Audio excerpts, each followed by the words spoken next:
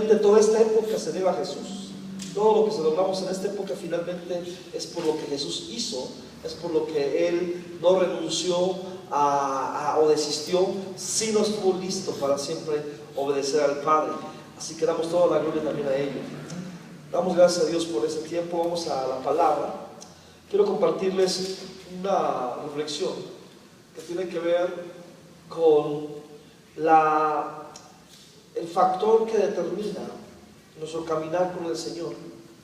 Entre todo lo que vamos a escuchar de la palabra y entre todo lo que vamos a aprender en el transcurso de los años en la palabra, en nuestra relación con Dios, he descubierto algunos aspectos que son muy claves en la palabra para caminar con Dios.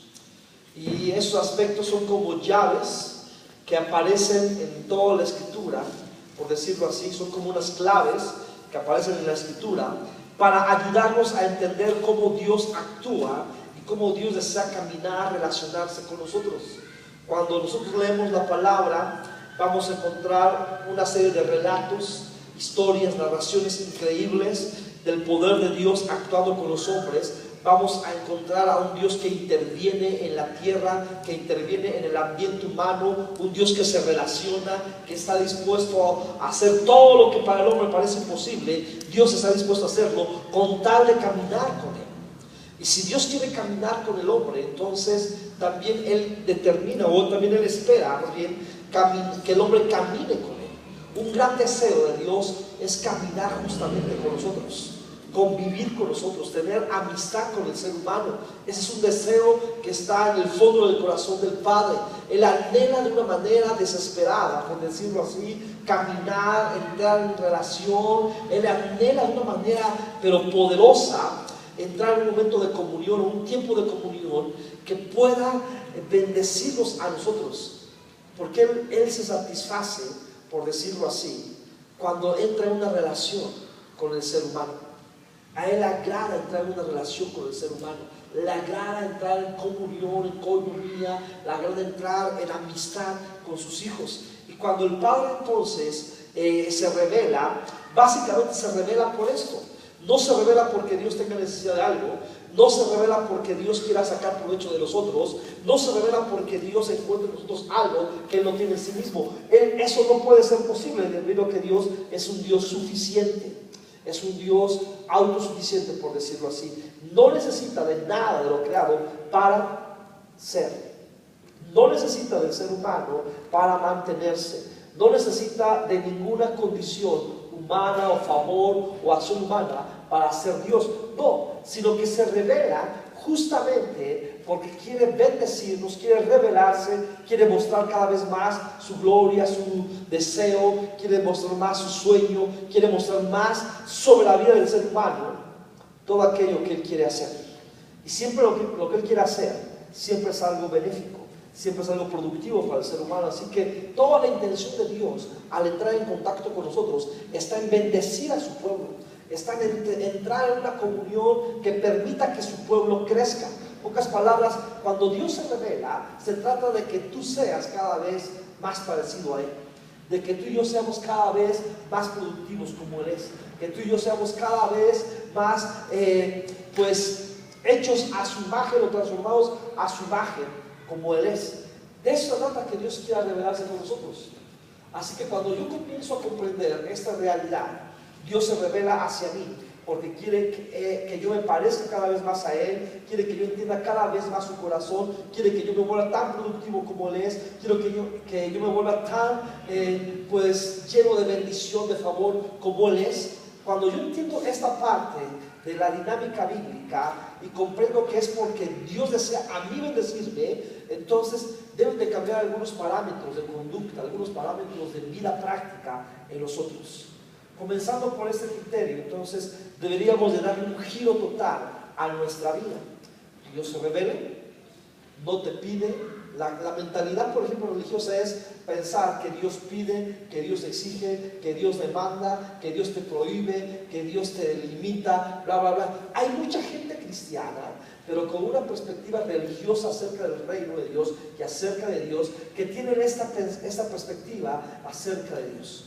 ¿Creen que Dios está exigiéndoles?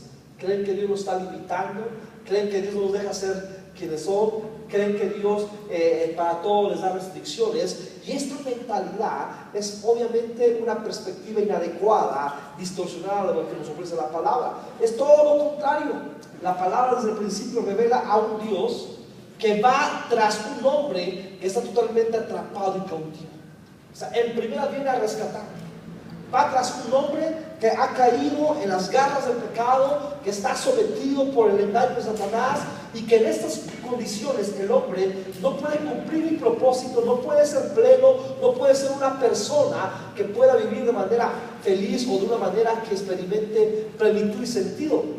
Así que lo que hace Dios es venir, revelarse, y lo hace justamente para sacar al hombre de este pozo de desesperación, de sinsentido, a este pozo de muerte. Así que ese es el principio.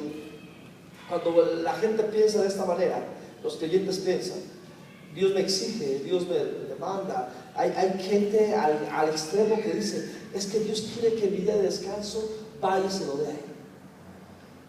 ¿Te das cuenta cómo esta expresión está preñada de un criterio donde colocas a Dios como el que te demanda?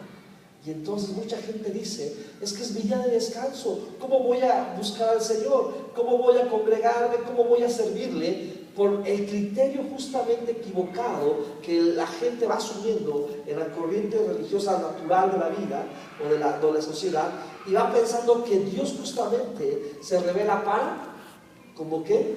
Quitarte tu día de descanso, quitarte tus preferencias, quitarte, ¿qué más? La gente dice, me limita, ya no puedo ser yo, ya no, ¿qué más? Ya no puedo divertirme, ya no puedo estar con mi familia. Todo este criterio obviamente emana de una tremenda ignorancia primeramente de la Escritura, de acerca de quién es Dios. Si hay algo que la Escritura va a revelarnos, es revelarnos quién es Dios, cómo Él actúa. Si algo la Escritura te va a comunicar, es decirte justamente que tengas una perspectiva correcta acerca de Dios, que tengas una identidad adecuada de ti mismo, pero también que puedas entender de una manera más clara, de una manera más acertada, quién es este Dios que ha creado el universo, que nos ha creado nosotros y que nos ha sustentado. Cuando no venimos a este criterio bíblico, entonces vamos a acabar con conclusiones muy equivocadas. Pero es todo lo contrario. Dios se revela porque quiere bendecirte. Dios se revela porque encuentra en la revelación con sus hijos, con su pueblo, una extraordinaria experiencia donde Él justamente busca solamente bendecirnos. Cuando comienzo a caminar con este criterio, entonces Él va a hacer con obras y maravillas extraordinarias. Acompáñame a Éxodo 20, quiero mostrarte algo ahí en Éxodo 20 sobre este tema.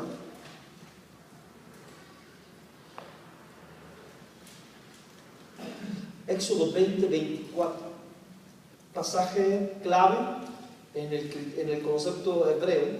Esto era muy importante porque viene después del contexto de los 10 mandamientos, pero tiene que ver con la manera en que el pueblo le busca a Dios. El hombre no podía acercarse a Dios debido a su condición de pecado, debido a su condición de maldad, el ambiente preñado de tanta perversidad. Pero Dios busca un medio para acercarse al hombre, busca una manera de tener un encuentro con un hombre. Y entonces surge un concepto que Dios revela al hombre que llamamos altares. Dios entonces muestra al hombre la manera en que pueda acercarse a Él. ¿Y cuál es la manera? Vas a construir un altar. Vas a construir un altar porque yo tengo el deseo de revelarme contigo. Así que un altar viene a ser un medio de encuentro, viene a ser un punto de encuentro entre Dios y el hombre.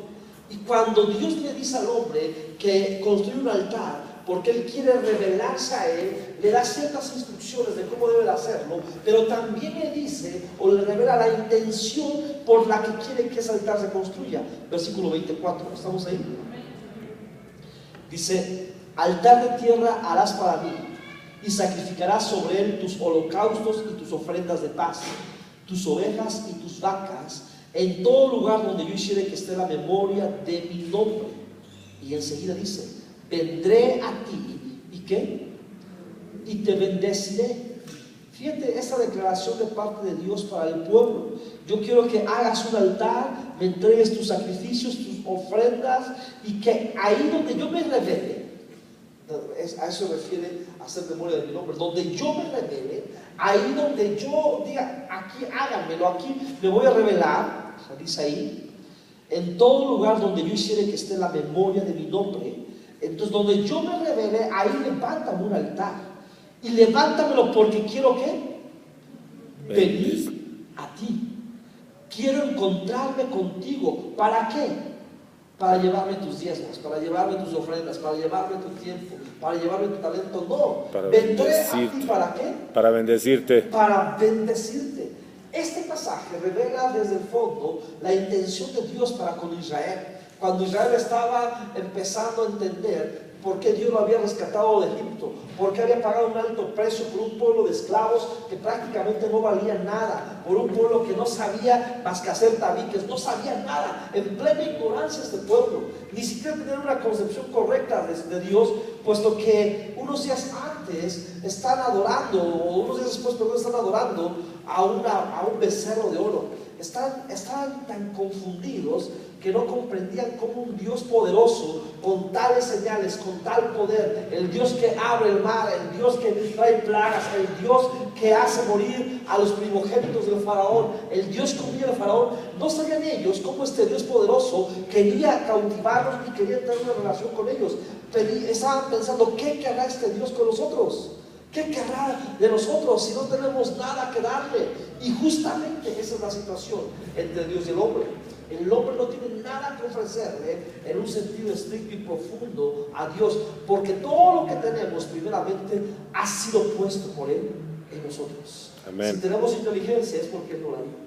Amén. Si tenemos gracia es porque Él nos la dio. Si tenemos una buena función en la tierra es porque Él nos la dio. Si tenemos un buen trabajo es porque Él te lo da. Si tienes salud es porque Dios te lo da. Si tienes tu relaciones, influencia, amigos, es porque Dios te lo da. Todo lo que nosotros tenemos es debido justamente a lo que Él hace en nosotros. Así que en un sentido estricto no tenemos nada que ofrecerle, sino solamente decirle, nuestra vida es tuya. Le devolvemos nuestra existencia de una manera consciente, voluntaria y consagrada a Él, porque concluimos nuestra vida es producto de su gracia, de su misericordia, de su salvación. Así que no puedo reclamar para mí nada. Todo lo que he ganado, todo lo que he conseguido, todo lo que he logrado, solamente es producto de su obra en nosotros. Por tanto, ¿qué le podemos dar?